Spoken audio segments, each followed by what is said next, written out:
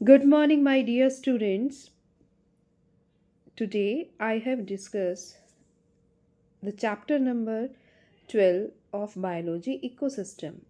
So, topic को start करते हैं. देखिए, ecosystem structure and function. Structure and function में इकोसिस्टम के देखिए क्या क्या है. Interaction of biotic and abiotic components result in physical structure. ठीक है. स्ट्रैटिफिकेशन क्या होता है? Vertical distribution of different species occupying different level is called the stratification. जैसे कि tree at the top, vertical strata, shrubs is the second, then the herbs, then the grasses occupy the bottom layers. देखिए किस तरह से stratification क्या होता है. Stratification का मीन्स होता है कि वर्टिकल डिस्ट्रीब्यूशन. सबसे पहले प्लांट यानी ट्री आ गया, ट्री के बाद शब आ गए, देन हर्ब आ गया, then grass. That is called the vertical distribution. This phenomena is called the stratification. Next is ecosystem components. Ecosystem में 4 कंपोनेंट्स हैं जो इस चैप्टर में हमने डिस्कस करने हैं.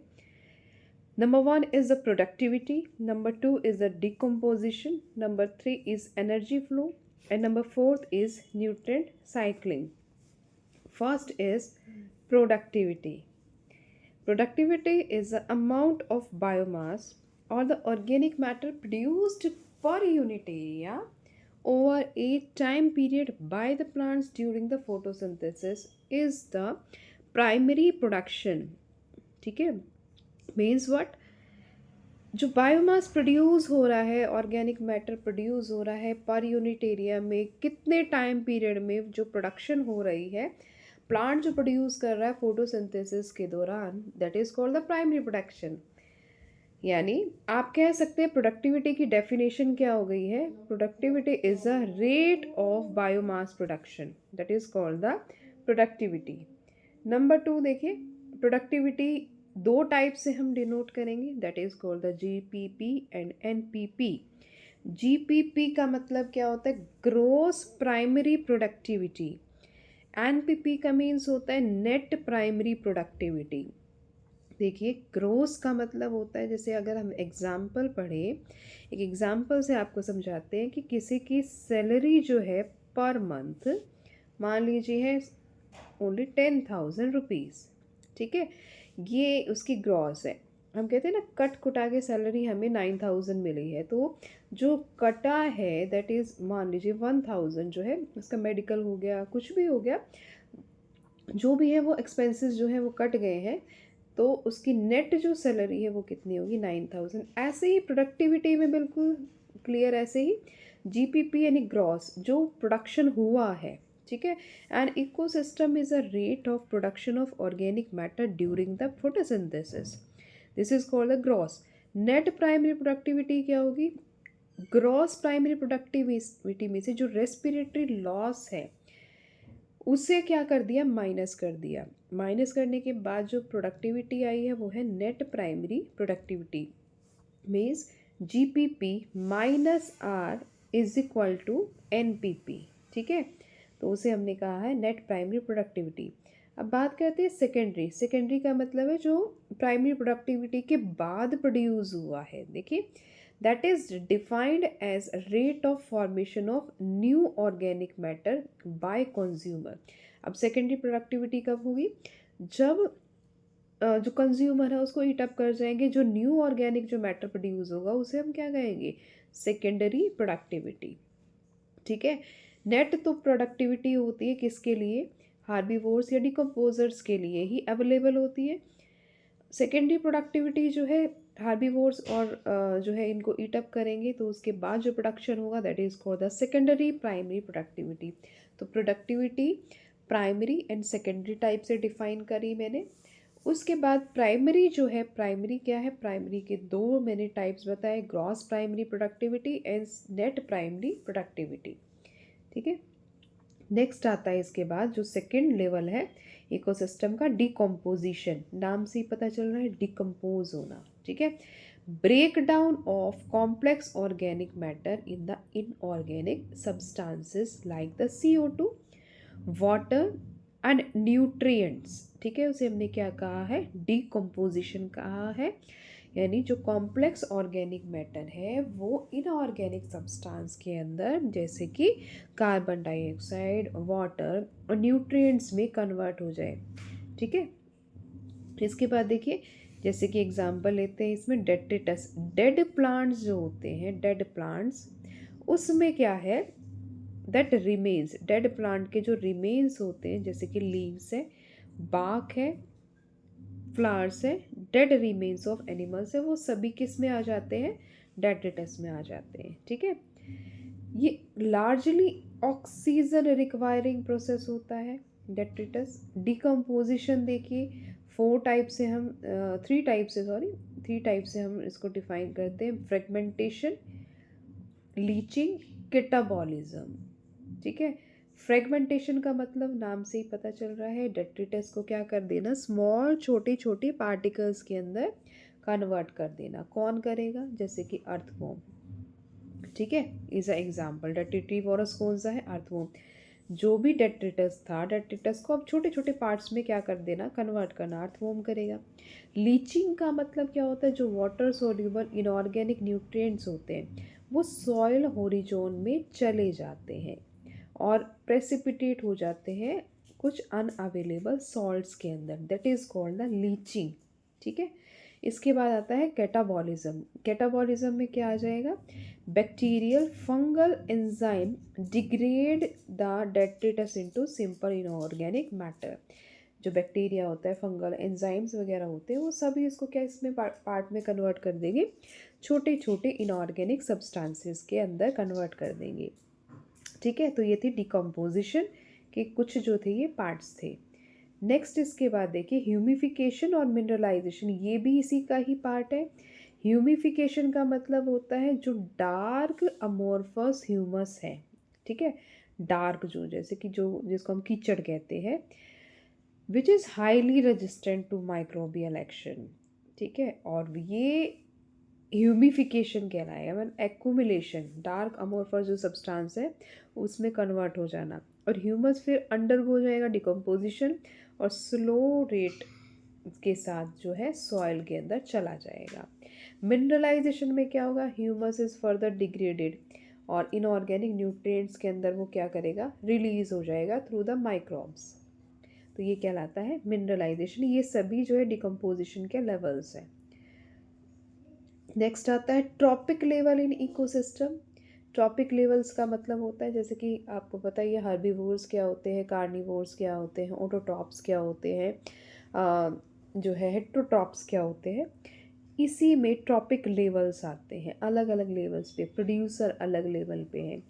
टॉप जो लेवल है वो प्राइमरी जो है सेकेंडरी कंज्यूमर या टॉप कंज्यूमर का आएगा। सबसे लोअर लेवल पे आ जाते हैं प्रोड्यूसर्स, देन उनको ईट अप करने वाले हार्बीवोरस, देन उनको ईट करने वाले जो है कार्निवोर्स भी हो सकते हैं।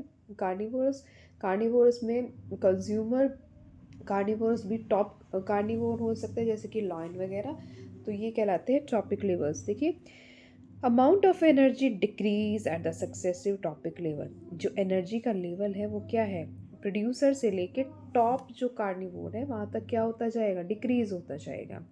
सिर्फ 10% ऑफ एनर्जी जो होती है ईच लेवल पे क्या होती है, ट्रांसफ़र होती है। ये किसने कहा था, टेंसले ने दिया था ये, और 10% लॉ कहा जाता है इसे। सन जो होता है वो अल्टीमेट सोर्स है एनर्जी का अर्थ पे। सोलर रेडिएशन लेस देन 50% जो होती है, PER जो है प्लांट सिर्फ क्या है 2 to 10% ऑफ PER यूज़ करते हैं। यानी सन जो है 50% अपनी एनर्जी जो है 100% देता है, लेकिन अर्थ जो है ओनली 50% एनर्जी जो होती है वो लेती है, बाकी उसको 50% वापस दे देती है, जिसमें से भी प्लांट जो है only 2 to 10% of photosynthetic active radiation का यूज़ करते हैं। नेक्स्ट देखिए, अब टॉपिक लेवल्स की अगर हम बात करें तो कुछ इस तरह से पढ़ेंगे इसे।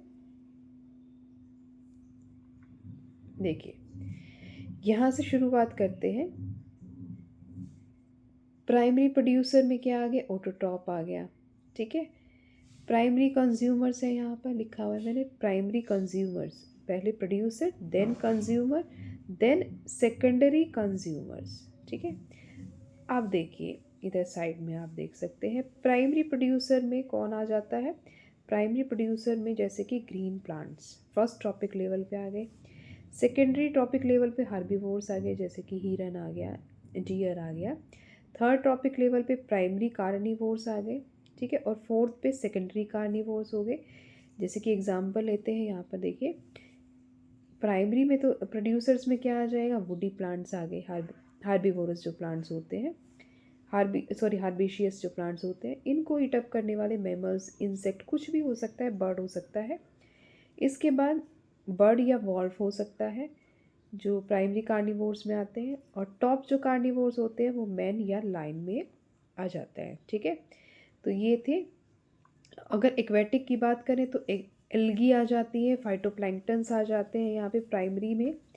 ये देखिए प्राइमरी में ये आ जाते हैं। यहाँ पे जू प्लैंक्टन्स और मोलस्क आ जाते हैं, फिशेज़ आ जाती हैं इनको ईट अप करने के लिए। उसके बाद लार्ज फिशेज़ आ जाती हैं यहाँ पर ईट अप करने में।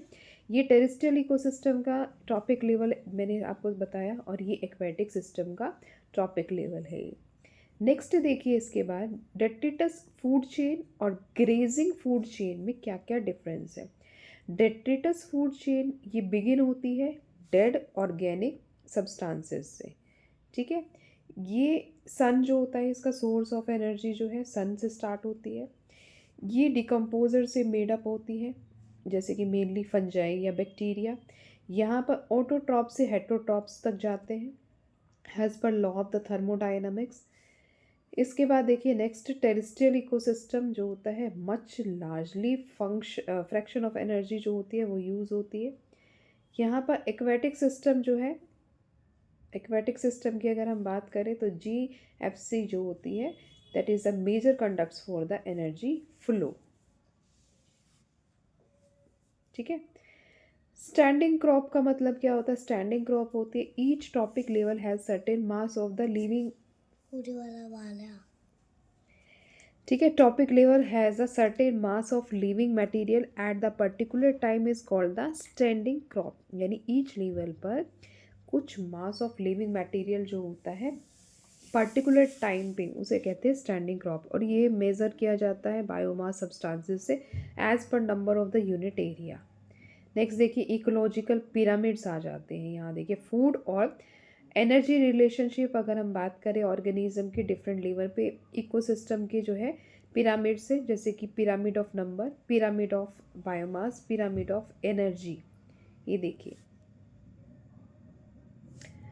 ये अपराइट होता है, ये भी अपराइट होता है, ये भी अपराइट होता है। It never be inverted. Energy का कभी भी इन्वर्टेड नहीं हो सकता। पिरामिड कुछ इस तरह के होते हैं। ठीक है, ये अपराइट होते हैं, अगर इन्वर्टेड है तो इस तरह का होगा। ठीक है, नेक्स्ट देखिए इसके बाद इट बिगिंस, मतलब a big tree is inverted और स्पिंडल शेप। इकोसिस्टम जो हो सकता है, इट मे बी कह सकते हो आप इसको कि इट मे बी इन्वर्टेड और spindle shape. In see it is generally inverted, ये जनरली इन्वर्टेड होता है। और एनर्जी जो होता है टॉपिक लेवल से जाती है, ये हमेशा ही अपराइट होती है। ठीक है, जैसे यहाँ मैंने आपको दिखा रखे हैं, ये पिरामिड ऑफ नंबर है। फर्स्ट वाला जो है पिरामिड ऑफ नंबर दिखा रखा है यहाँ पे। देखिए प्रोड्यूसर इतने हैं, इनको खाने वाले कंज्यूमर इतने, सेकेंडरी कंज्यूमर इतने, टॉप पे मान लीजिए 3 ही शेर हैं। ठीक है, यहाँ से शुरुआत की, जैसे ये प्लांट्स हो गए, ग्रास हो गई। ठीक है, इसके बाद इसको ईट किसने किया, मान लीजिए डियर ने ईट किया है। यहाँ पे फॉक्स है और टॉप पे सिर्फ टाइगर ही प्रेजेंट है। ठीक है, वो भी 3 नंबर है, तो ये टॉप क्या हो गया, कंज्यूमर हो गए। तो पिरामिड ऑफ नंबर है, अपराइट होगा, इस तरह की शेप होगी इसकी। नेक्स्ट इसके बाद जो है टॉपिक लेवल में जो बायोमास के ऊपर है, बायोमास के अकॉर्डिंग देखिए ये भी बिल्कुल सेम बायोमास मान लीजिए 809 है इसका, फिर ये और यहाँ पे ड्राई वेट की बात करते हैं, वाटर इसमें से लैप्स कर देते हैं। ये भी जो होता है ये भी अपराइट है। अगर बाई चांस ये एक्वेटिक सिस्टम का है, जो प्लैंक्टन्स जो होते हैं और फाइटोप्लैंक्टन्स एल्गी क्या है, कम है, और इसको खाने वाले यानी स्मॉल फिशेज या इंसेक्ट जो है, जो प्लैंक्टन्स वो क्या है, ज़्यादा है। ठीक है, नेक्स्ट देखिए, ये इन्वर्टेड है, ये वाला जो था ये इन्वर्टेड था, pyramid of biomass of the aquatic system. Energy का जो होता है 10% लॉ की अगर हम बात करें तो ये जो होता है ये भी इस तरह का है, इन्वर्टेड कभी नहीं होगा। यहाँ पे मान लीजिए एनर्जी जो है यहाँ पर 10,000 जूल है, इसका 10% जाएगा किसको, सेकंड मान लीजिए यहाँ पे है ग्रास, फिर डियर, फिर फॉक्स, और उसके बाद है टॉप पे मान लीजिए टाइगर है। इसको एनर्जी जो मिल रही है वो 10,000 है, इसका 10% हो गया, एनर्जी क्या होगी कम, 1,000, इसको और भी कम 100, इसको और भी कम 10 जूल। ठीक है, as per 10% law, that is called the pyramid of energy.